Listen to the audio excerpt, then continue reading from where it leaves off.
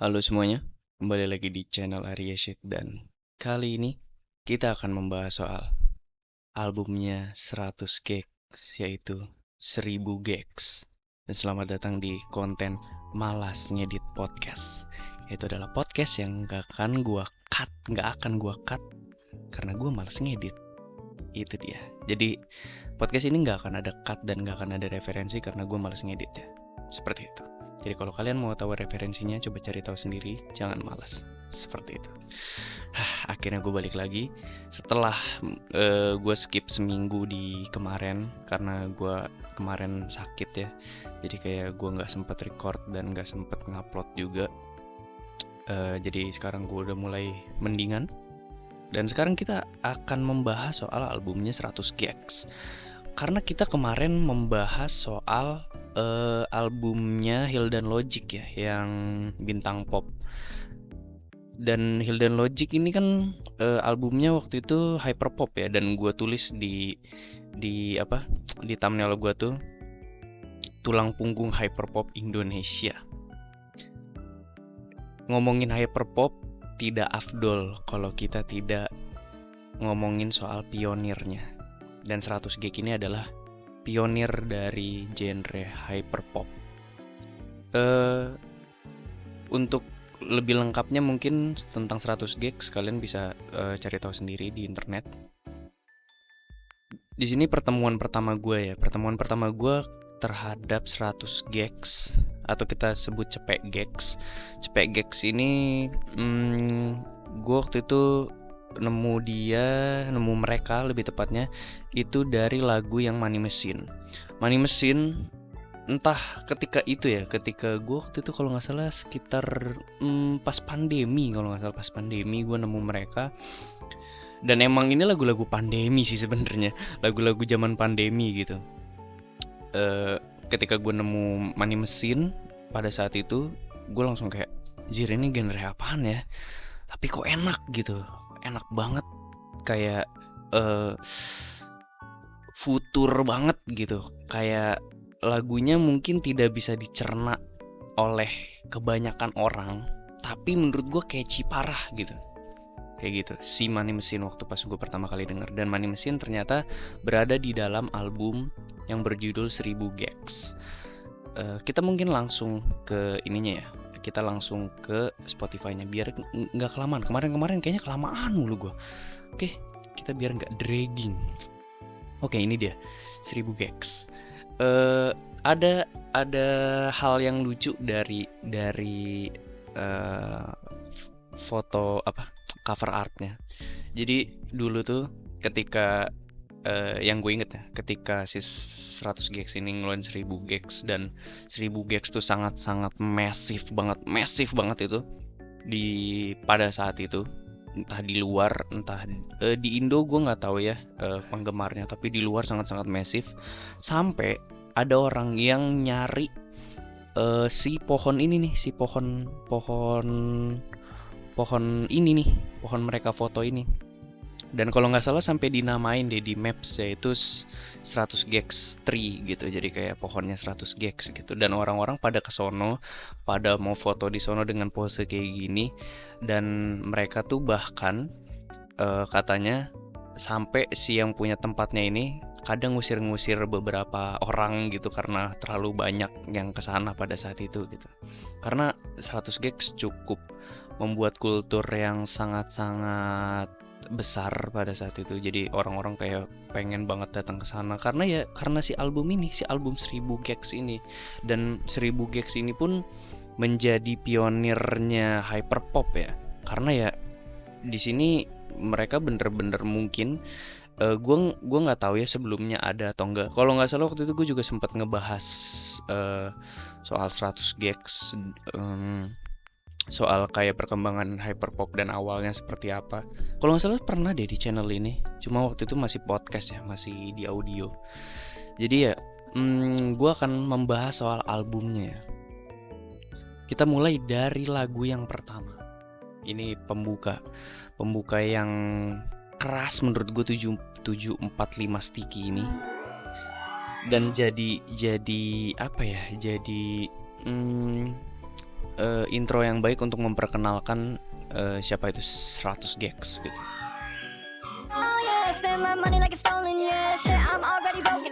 Dan si suaranya tuh pasti gitu, pasti kayak di pitch up, terus kayak tipikal lagunya yang emang pakai beat trap gitu, beatnya trap, sample pack trap gitu, suara di pitch up.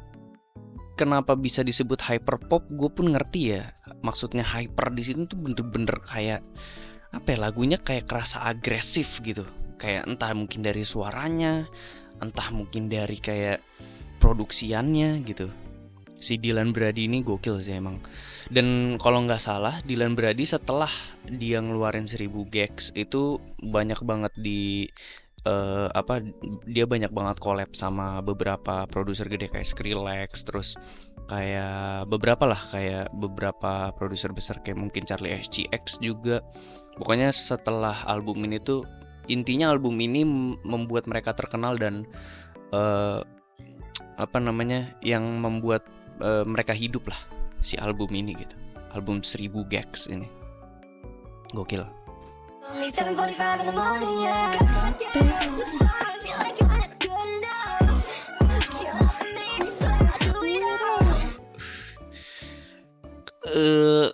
Ya pokoknya seperti itulah. Gue suka banget, literally gue suka. Lu lihat semuanya gue centang karena ya gue suka banget sama album ini, gue suka banget. Dan yang gue suka pun si Dylan Brady ini kayak dia walaupun si album ini tuh dan beat-beatnya kerasanya kayak ya trap pada umumnya gitu, tapi dia tuh mau nunjukin skill producingnya tuh selalu ada di belakang lagu gitu. Di belakang lagu sama dia dibikin sangat-sangat kenceng, sangat-sangat kayak jatuhnya kayak shock effect gitu. Kalau kalian yang belum denger, terus kalian denger album ini pasti banyak banget shock effectnya. Karena ya itu kayak jump scare aja, tiba-tiba lagunya kenceng gitu. Kayak di lagu pertama ini nih, di 745 Sticky. Di sini kan masih santai gitu.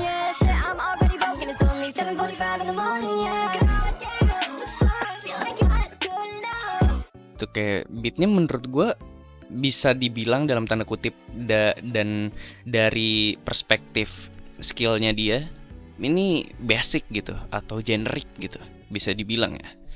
Dalam skillnya dia ya, tapi ya dalam skillnya dia ya.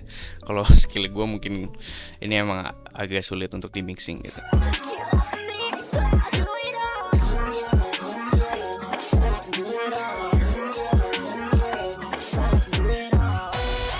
Nah, di situ dia kayak ngasih break.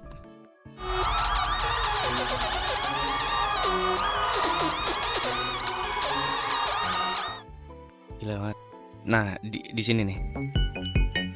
Sama dia dipelanin.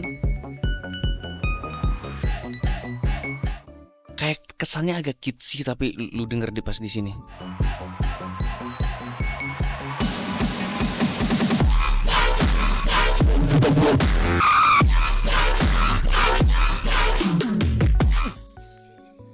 Gila.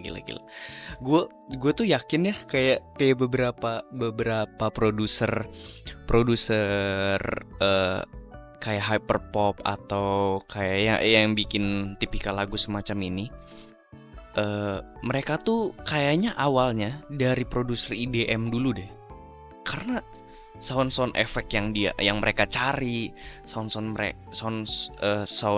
yang mereka dapat gitu, itu tuh bener-bener kayak zaman-zamannya ya dubstep, terus kayak pokoknya EDM lah. Karena pun menurut gue produksian EDM tuh lebih kompleks dibanding, ini gue bisa bilang ya, produksian EDM itu lebih kompleks dibanding produksian rap.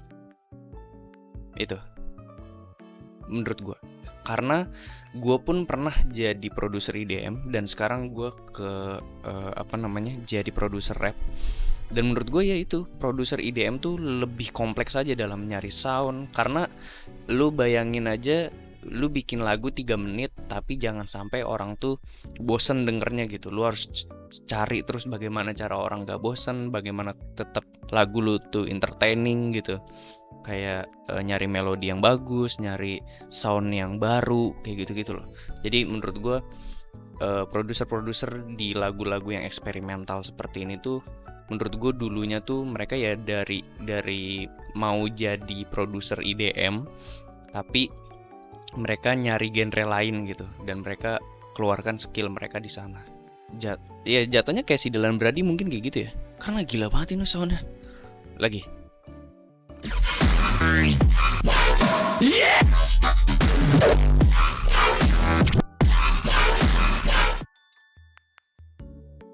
Gila banget. Oke, kita lanjut ke lagu kedua, yaitu Money Machine. Nah, disinilah gua kenal mereka ya. Disinilah gua kenal mereka. Ini lagu catchy parah menurut gua, catchy parah. Dan ini emang lagu paling terkenalnya mereka, bisa dibilang ini sudah 100 juta lo yang denger. Ini lagu paling terkenalnya mereka. Mungkin kalian pun yang belum pernah denger 100 Gecs, mungkin pernah denger lagu ini di meme mungkin, atau kayak meme-nya tapi zaman dulu ya, zaman pandemi gitu. Bukan zaman sekarang, mungkin udah nggak ada yang pakai lagu 100 Gecs lagi untuk jadi meme gitu. Nih, lebih tepatnya di sini.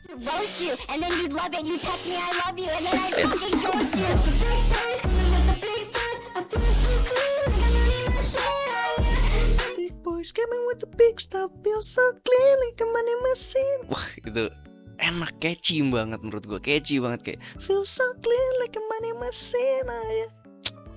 Keren. Dan di sini pun ya lagi-lagi ada apa, shock efeknya ya di belakang gitu.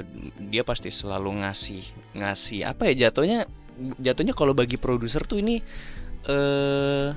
apa ya, kayak show off gitu loh. Show off kalau ini gue produser yang baik, gue produser yang keren, karena gue bisa nge-mixing lagu sekenceng ini tanpa klip atau dengan mixingan yang baik gitu.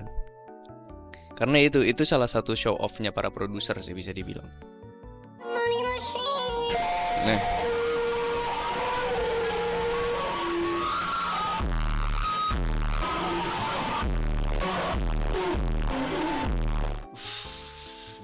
gila banget itu, gila banget. Kayak gitu. Mungkin kalian yang bukan produser atau yang mungkin emang penikmat lagu aja, gue nggak tahu kalian mungkin emang suka sound yang keras atau enggak. Cuma untuk dari perspektifnya produser, itu tuh hal-hal yang kayak gitu tuh bener-bener kayak apa ya, bikin si produser tuh show off gitu loh. Jadi kayak pasti orang-orang yang bikin musik atau orang-orangnya yang produser lainnya pasti langsung nyari kayak ini siapa yang nge-produce ya, karena mixingannya bagus, nggak klip gitu, tetap distorsi keras tapi tetap bisa diterima gitu loh. Kayak ya pokoknya skill banget gitu, udah teknis banget gitu. Seperti itu bagi para produser pasti suka sama lagu-lagu kayak gini menurut gue ya. Tapi mungkin nggak semua produser musik ya, mungkin di genre-genre musik tertentu, lebih tepatnya IDM. Karena kan ini bukan IDM ya, ini bisa dibilang ya hyperpop gitu. Cuma gue yakin produser IDM kalau denger ini pasti mereka suka gitu, karena anjir soundnya pasti membuat mereka kayak berpikir menarik juga ya gitu, soundnya oke juga ya yang dia dapat gitu, dan mixingannya oke juga ya gitu, pasti gitu.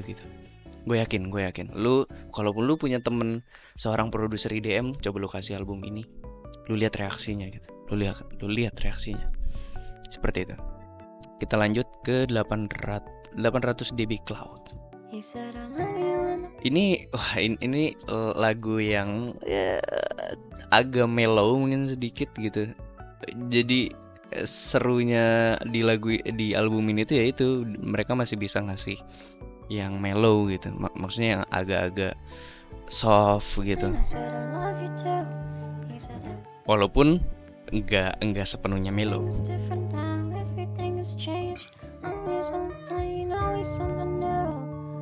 said nothing's new, nothing's changed, I still need you. I'm about to hit the booth. Keren bro, gila.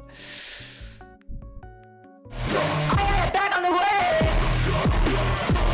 Smoking that shit minute dead. What were you trying to say? Gue yakin kalau misalkan produser denger lagu ini, nyari siapa sih yang produksi ini? Dylan Brady namanya. Oke. Makanya banyak banget produser luar yang langsung nge-look up ke Dylan Brady untuk ya ngajak si Dylan Brady collab gitu ya, terutama Skrillex bro. Gila, lu ditawarin collab sama Skrillex enggak? Gimana enggak gokil lu?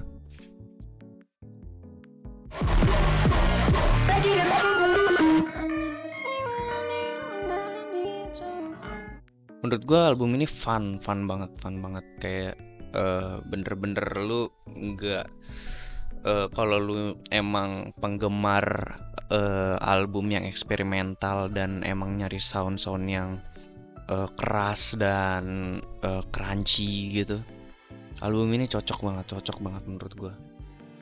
Karena ya lu akan mendapatkan itu semua, kayak sound yang enak, sound yang eksperimental tapi tetap oke, tapi tetap enak gitu loh. Nah, sama dia diubah di sini jadi kayak agak metal.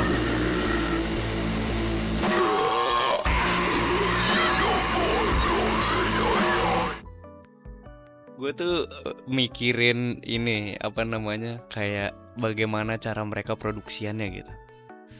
Bener-bener album yang fun banget, kayak mereka berdua terus kayak lagi bikin lagu dan segala macam, terus tiba-tiba ada yang ngide gitu, entah si Lauranya entah si Dylannya kayak ngide, ini dimetalin kayaknya oke ya gitu, kayak aneh aja gitu, tiba-tiba ada screamnya di sini.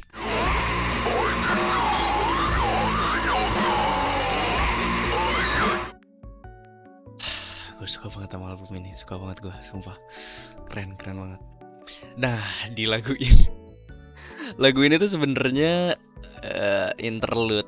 Lagu ini tuh interlude, tapi interlude yang lucu, cutesy. Ya lu denger sendiri dah, gue nggak mau ngasih unjuk di sini, lu denger sendiri si I need help immediately. Gue cuma ngasih awalnya aja deh. Nah itu, gue cuma ngasih itu aja doang. Lu denger sendiri, I need help immediately. Itu bener-bener lagu interlude paling aneh lah, lagu interlude paling aneh menurut gue. Terus kita masuk ke Stupid Horse. Ini adalah lagu yang pribadi mungkin gue suka banget sama lagu ini. Waktu pas pertama kali denger Stupid Horse tuh ya, selain Money Machine, Stupid Horse adalah lagu kesukaan gue pada saat waktu pertama kali denger gitu. Karena di sini dia ngebawa kayak ada ska-nya. Karena pun gue hidup, maksudnya gue bertumbuh bersama lagu ska pada saat itu. Jadi kayak ketika gue remaja tuh, ska tuh lagi kenceng-kencengnya, kayak dengerin Soulja, Tip-X, gitu-gitu, Monkey Boots. Jadi kayak gue suka banget sama ska waktu itu. Terus ketika denger lagu ini tuh, jadi kayak ini ada kayak feel ska-nya gitu ya gitu. Tapi kalau kalian emang penyuka ska banget, ini sebenarnya udah gue bahas. Gue waktu itu pernah nge-podcast juga soal albumnya yang Ceban Gex. Jadi mereka udah ngeluarin album di 2023 ya, Ceban Gex gitu. Cuma karena kita lagi ngobrolin soal album pionir dari hyperpop, jadi gue ngebahas sih 1000 Gex ini. Berarti seceng Gex. Oke. Kita lanjut ke Stupid Horse. Ini enak banget.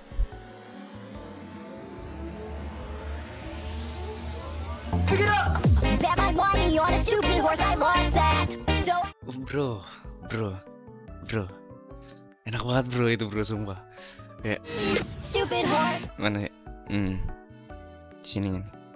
I just gotta leave this place with a big bag. So I found a fucking jockey and I grabbed that. Pushed him down to the ground and I punched him in his face. Yeah, I stole his phone. Jadi makanya gue bisa bilang kayak Hyperpop tuh bisa jadi future of music, anjir. Future of music karena si 100 Gex ini dia tuh bisa masukin genre apa aja, tapi bisa tetap terdengar kayak oke, ini hyperpop gitu. Walaupun ya di sini ada elemen ska-nya gitu.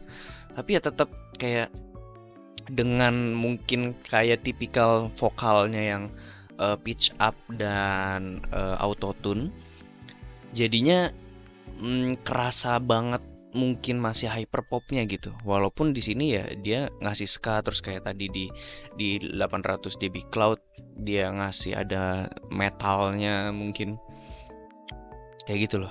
Dan menurut gue Stupid Horse enak banget, kalian harus dengerin. Kalian harus dengerin, enak banget ini. Dan di Stupid Horse doang dia nggak ada, di belakangnya tuh nggak ada yang aneh-aneh gitu. Makanya ini lagu cocok banget untuk kalian yang ya pengen denger lagu aja gitu, kayak nggak mau nyari sound-sound yang eksperimental atau sound-sound keras gitu.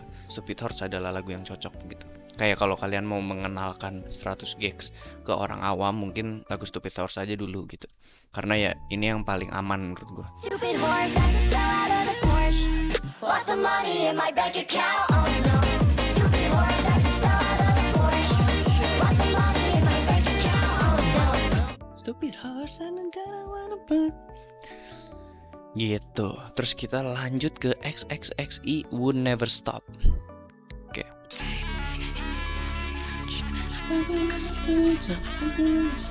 Tuh kayak rasanya tuh kayak agak-agak emo nggak sih? Kayak lagu-lagu emo zaman itu.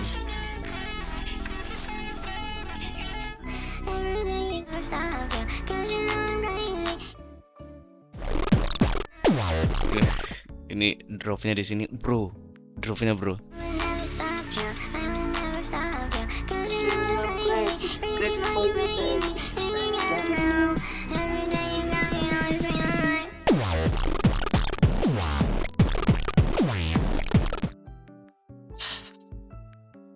Bagi orang yang produce musik, kayak gila bro, dia bisa bikin sound setajam itu, sekencang itu, tapi tanpa peak, nggak peak sama sekali gitu. Dan soundnya menurut gue unik, bagus banget.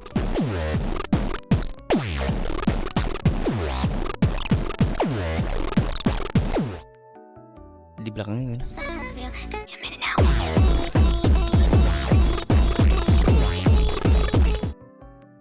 Kayak keren banget.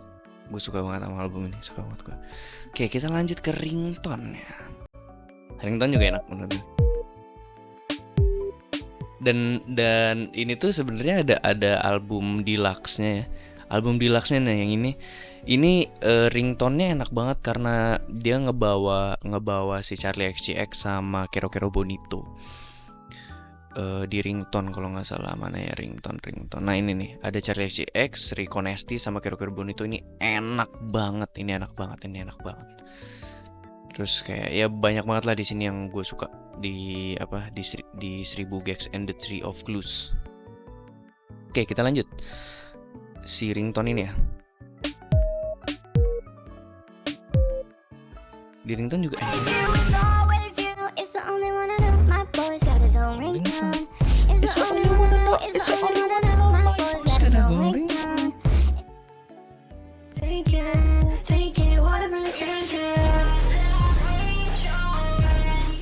Ini take back banget ke zaman gue ini udah karantina anjir.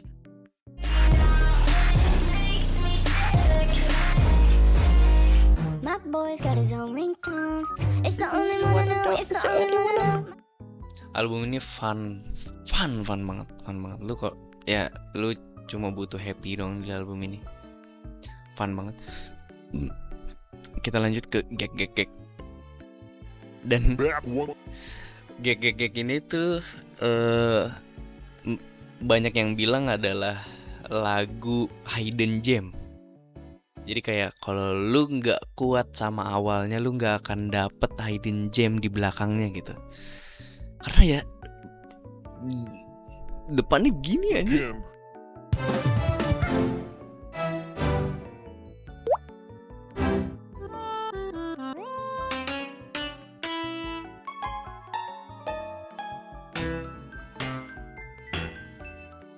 Coba.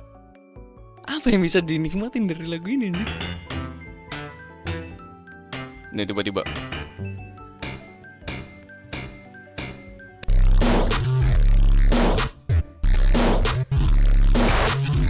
Terus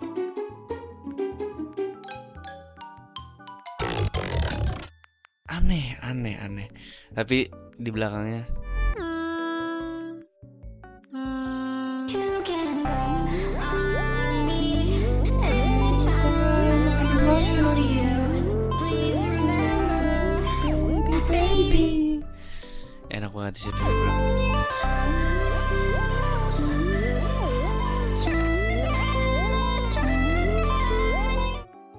Enak banget di situnya. Dan ini kita lanjut ke lagu 9 yaitu Handcrush by Mallet. Ini juga salah satu lagu yang paling gue suka. Ini enak banget, bro.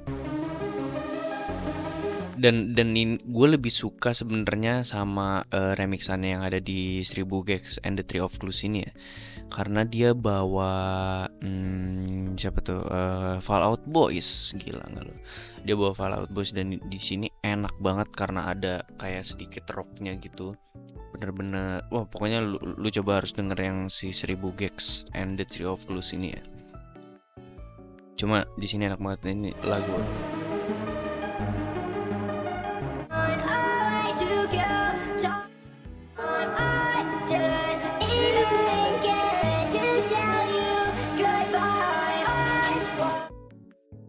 Di yang di sini nih.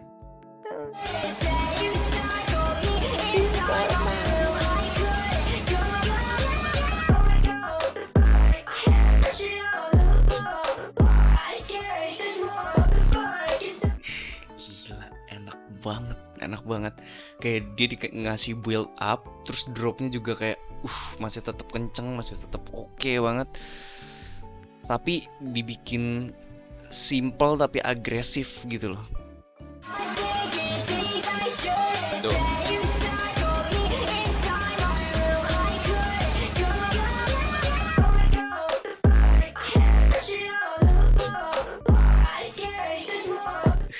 Gila, keren banget gitu. Handcrush by Mallet. Kalian harus denger. Enak banget ini, enak banget. Kita lanjut ke lagu terakhir yaitu Get to You. Lagu penutup ya.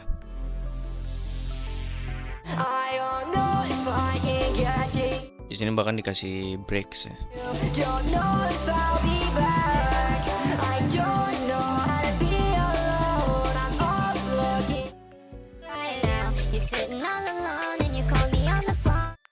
Kenapa gue download lagu ini? Karena di sini catchy banget. And sitting alone and I call you on the phone and I say I need love, can you get to me now?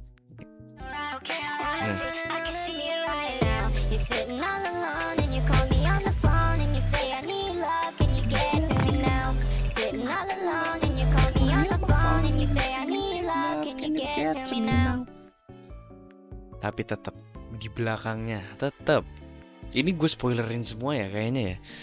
Kalian sebenarnya kalau misalkan emang kalian belum denger, kalian coba denger sendiri.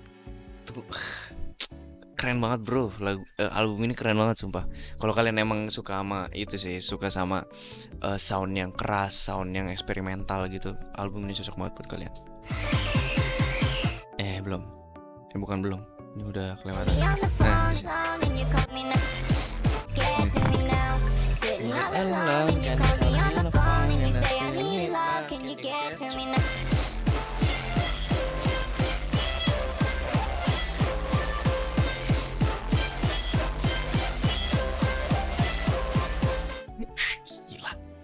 Gila.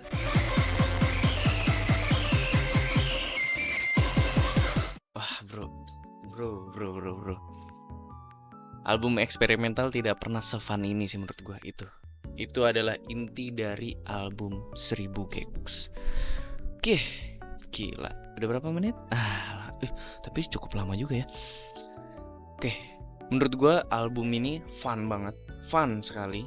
Yaitu kesimpulan dari album ini adalah album eksperimental tidak pernah se-fun ini. Itu yang bisa gue deskripsikan dari albumnya 100 Gags yang 1000 Gags. Kalian juga kalau misalkan mau denger podcast gue yang tentang 10.000 Gags juga ada di channel ini juga. Cuma waktu itu gue masih pakai audio doang gitu, nggak pakai video kayak gini gitu. Makanya ya kalian coba dengerin, mungkin nanti dia akan mengeluarkan album baru mungkin kayak 100.000 Gags nanti. Cepet. Iya, 100.000 Gags gitu mungkin akan lebih gokil lagi karena ya dari namanya 100 Gags. Terus mereka pernah punya EP dengan ya name apa disebutnya self-titled gitu, 100 Gags juga nama EP-nya. Terus mereka ngeluarin album yang tadi 1000 Gags. Terus kemarin mereka baru ngeluarin album di 2023 yaitu 10.000 Gags ditambahin nolnya. Ya mungkin nanti selanjutnya adalah 100.000 Gags gitu. Itu mungkin akan lebih gila lagi, akan lebih gokil lagi. Kalian coba dengerin dan tulis di kolom komentar kalau kalian udah dengerin dan bagaimana experience kalian denger lagu ini, oke? Denger album ini, oke? Ya segitu aja dari gua. Sampai jumpa di podcast Arya Shit selanjutnya. See you guys. Kek.